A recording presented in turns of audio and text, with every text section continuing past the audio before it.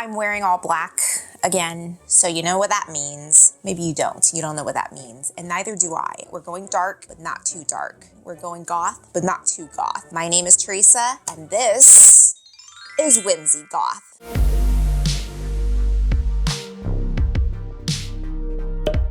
What the heck is Whimsigoth? It is actually very literal. It's whimsical and it's goth. Whimsical, goth. Whimsical, goth.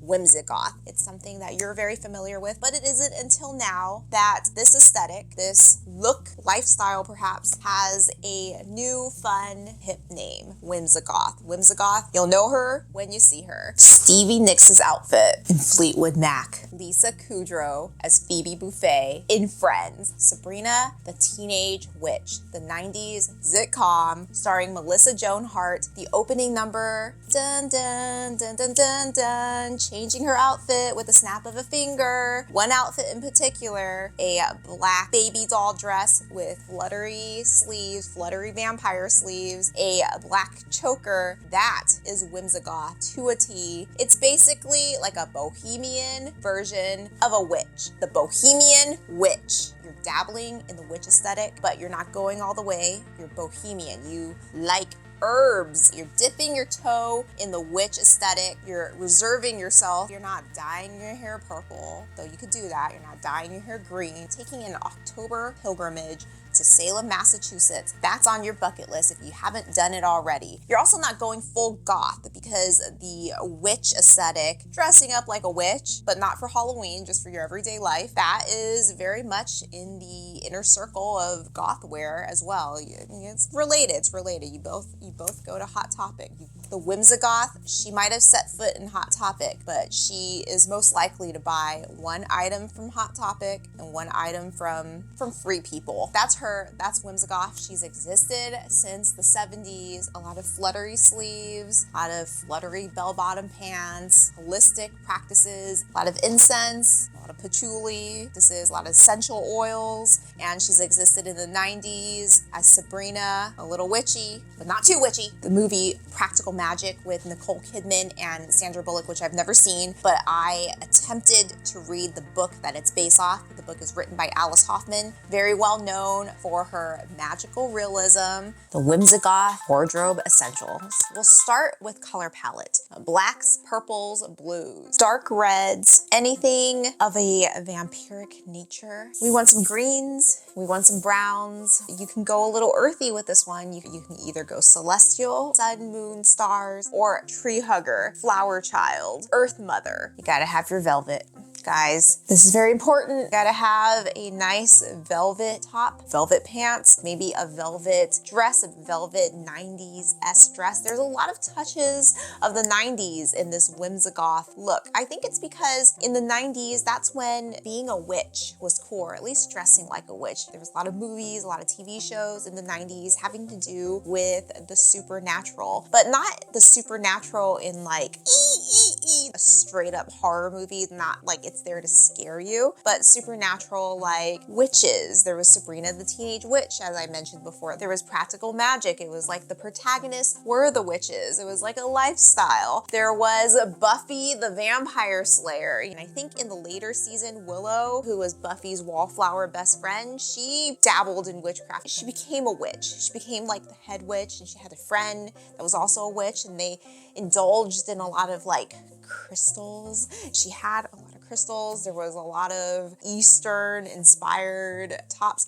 There was like this hair trend in the 90s where you had this like really uncomfortable headband with teeth that you put in through your hair so you can give yourself bargain basement cornrows. Charmed came after Buffy, and they both had supernatural witchy font. There was the movie The Craft, full-on 90s, but full-on 90s teen witch. There was a lot of witchy interest in the 90s, and that's why I think this aesthetic has major roots in the 90s. I don't recall witches being a thing in the 80s. I don't recall witches being a thing in the 70s. If you're going for this aesthetic with a 70s flair, then you definitely want to do that Stevie Nicks, Fleetwood Mac look, or you want to do like Earth Mother. So velvet, lace. I can definitely see a velvet top with one of those Renaissance lace bodices. Corsets, the staple item of this aesthetic is a peasant blouse, flouncy sleeves with a leather corset. The corset's like a big thing with witches. Probably harkens back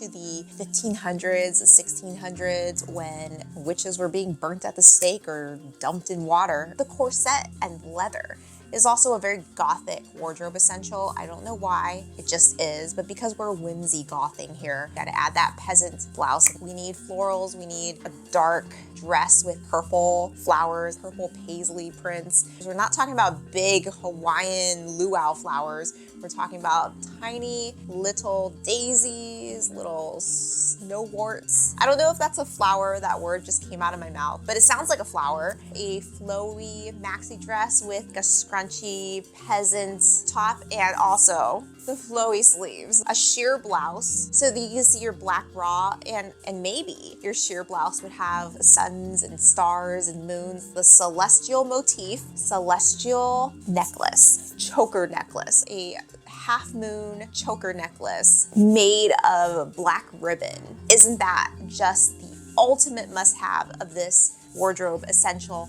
And then you want to pair all your baby doll dresses, all your flouncy peasant dresses with corsets. You want a chunky platform or you want chunky Doc Martens. Because of a 90s influence, this style, your sheer tops, your peasant blouses, your corsets, lots of layers here. Layers is the key.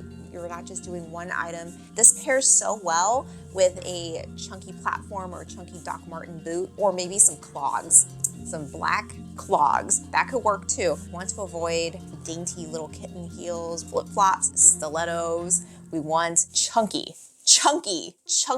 and layered. And as for your hair, you can either have that wavy, really long 70s flower child look with also a wispy bang. I'm just thinking about Nicole Kidman's hair in Practical Magic and Stevie Nicks, obviously. Or you can do the Florence of the Machine in Lungs look. You know what I'm talking about? It's not long, hippie flower child. She's got some bangs, like a wispy. I think you need wispy bangs. I think you need wavy locks and wispy bangs. And then in contrast, the ultimate hair, the Sabrina in the opening credits where she has it up in a spiky bun, the spiky bun. Or the Phoebe in Friends, she always had her hair up. The hair strands kind of stood up like this. And then there's always like butterfly clips here. But since we're not going full 90s, you can replace the butterfly clips with some form of sun, moon, celestial clip. You need some dark makeup. There was a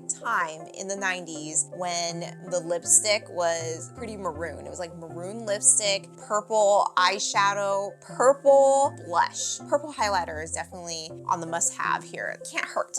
And then you definitely want the oxblood Vixen dark red nails. Uma Thurman's nails in Pulp Fiction, that's what you want. You can also do a dark holographic purple. That would be very witchy. And obviously the black nail polish has always been a staple, that witchy look. So in addition to your bell sleeves and your black ribbon choker necklace with a celestial pendant, mood rings. I see a Whimsigoth as a person who loves a lot of rings. If you go into a gift shop, there's no accessory that you don't like. That whole adage by Chanel, when you go out, take off one piece of accessory, one piece of jewelry. Don't pay attention to that because this is all about wearing your entire jewelry box, all the rings. You're freaking Captain Jack Sparrow here. There's a lot of similarities here between a Whimsigoth lady and Captain Jack Sparrow. Your light witching is very similar to being a heavy pirate. The Whimsigoth lady, in addition to having many similarities to a pirate,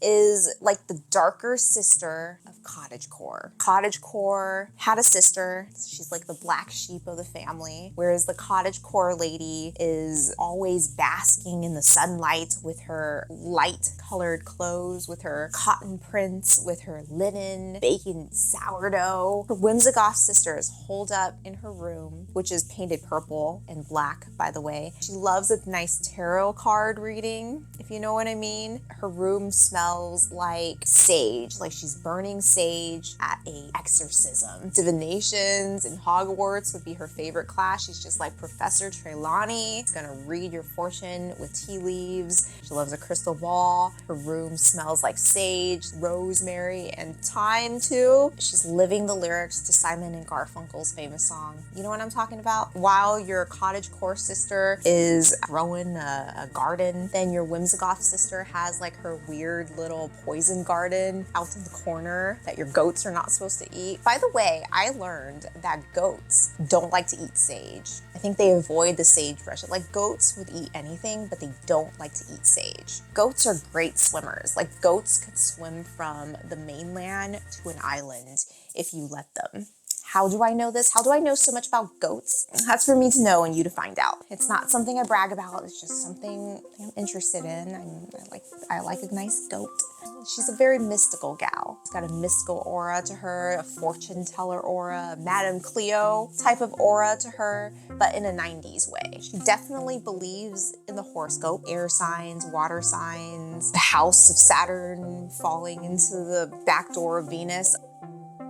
She most certainly owns a crystal or two. She definitely owns that purple crystal. You see those purple crystals in gift shops a lot. She owns one of it. Maybe just a crystal cluster of crystals. Maybe she has that rock that you see in Sedona, like the opened face gem thing. Sedona is actually quite a popular place for the Whimsigoth girl. You wouldn't think so because it's in Arizona and it's hot and it's kind of like a mix between the desert and like a forest. But let us not forget the Whimsigoth's Earth Mother side. So in Sedona, tons of crystals going on. They even have like crystal healing vortex area. So that would definitely be her vibe. Her room would look witchy, Renaissance inspired. I said that she likes like a nice herb garden. She plucks her herbs, her rosemary, sage, and thyme. And then she likes to dry it, hang dry on a string above her window. And she'll have like a bunch of plant propagation stations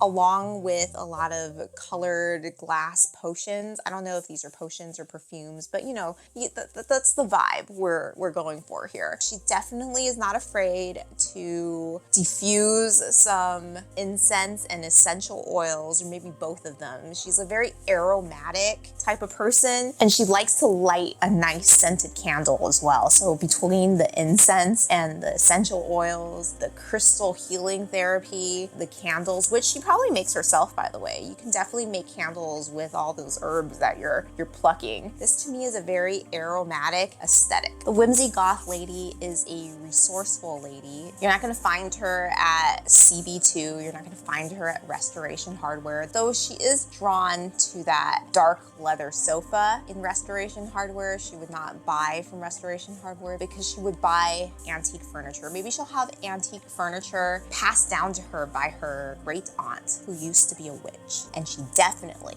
and I mean definitely, living for October in Salem. And it's like a pilgrimage to her, that New England witchy vibe. She's definitely there to visit the witchy trinket stores so that she could buy some more crystals. I just see her room as full of mystic trinkets. She probably has an old steamer trunk full of secrets, full of potpourri. As I said before, she's very into aromatherapy, and she likes to press flowers into the pages of her grimoire. She's definitely seen Wicked, by the way. She's into thick velvet furniture. She's into Celtic Stonehenge dances, ancient druid rituals, dancing around the standing stones. She likes standing stones. Maybe she watches Outlander. Claire, the main character in Outlander, she loves to pick herbs. She loves like a nice, holistic, medicinal herb cure. And she's always saying stuff like, we gotta get that rosewort, frogwort. I don't know my herbs. I'm just making this stuff up. Mudwort. We're establishing a pattern for the Whimsigoth. There isn't an herb she wouldn't collect. There isn't a scent that she doesn't have on her. There isn't an accessory that she wouldn't wear. She would love to go to the Crystal Vortex in Sedona, to Salem in October. She would love to go to somewhere in Scotland or Ireland or England where there's like a stone circle so that she could be in that whole Celtic women druid ritual vibe. And she's definitely seen The Mist of Avalon, which is a miniseries based off the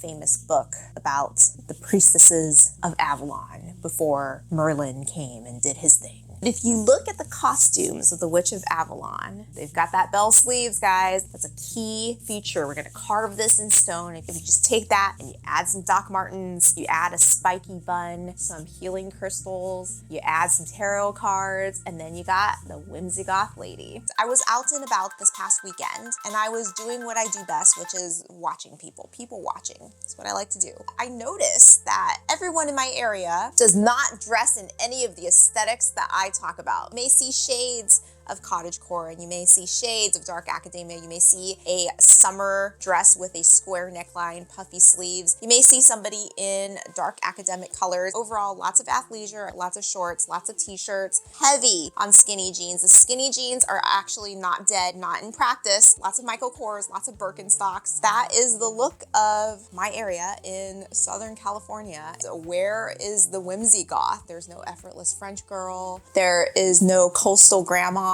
You know, maybe I have to get a little fancier. I have to go to Newport Beach for that. There's no ballet core. There's no clown core. There's nothing.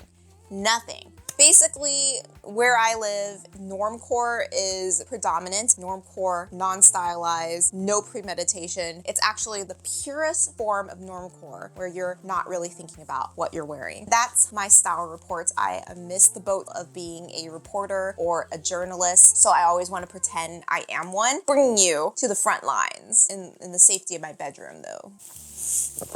I don't think it's supposed to taste like this. Awful.